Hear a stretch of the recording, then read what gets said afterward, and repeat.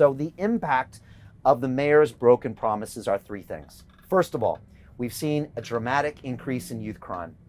Second of all, we've seen higher youth unemployment. And finally, we've seen a mental health crisis for our children. I have a 16-year-old at home. I've got boys that are home 3 and 4 years old. I left them this morning playing Legos with their mom, and I don't want them to grow up with a mental health crisis. And yet, look at what's going on in the world right now. There's no roadmap out of this lockdown. They can't go to school. How can you ask a child to go to school through a Zoom call and a screen and not expect that to affect their mental health? This is a real crisis. It's having long-term ramifications, and every single day we accept our current leaders' ideas and solutions is a day that hurts our children, it hurts our livelihoods, and it hurts our future. And I want to look into some of the things that happened with your mayor. I've spoke about this before, but I feel it's important. I want to speak about it again. Youth crime is up with a shocking rise in knife crime for every single year the mayor has been in office. Look at the statistics. I've already published an entire hour episode on this called Real Deal on my YouTube channel and on my website. The current mayor just recorded his 100th teenage murder on his watch. Just think about that. 100th teenage murder. Some of these are 14 years old. It's unacceptable, and we've heard the excuses, and all he seems to do is blame other people.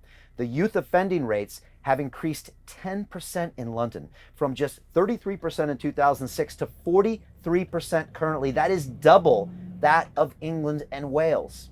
Double that of England and Wales. And between 2012 and 2017, the number of under 25s who were killed doubled. It doubled, increasing year on year since 2014. The numbers don't lie. It's very easy to see when this mayor came into office because crime goes up. That's what the statistics show. Last year, there were 135 killings in London, and 30% of those crimes in London were committed by young people, involve violence. This is what we're teaching our children to do under your current mayor, and I think this is unacceptable. But it gets worse. We see higher youth unemployment.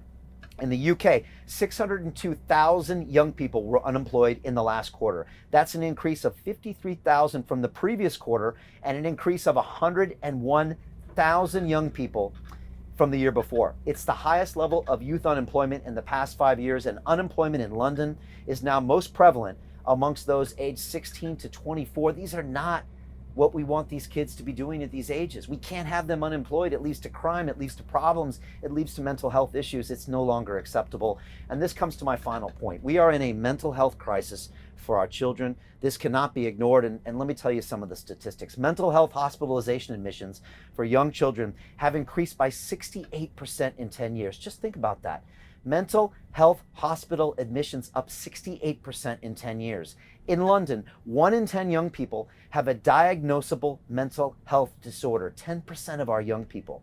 And that's 3 in every school class and more than 100,000 across the capital.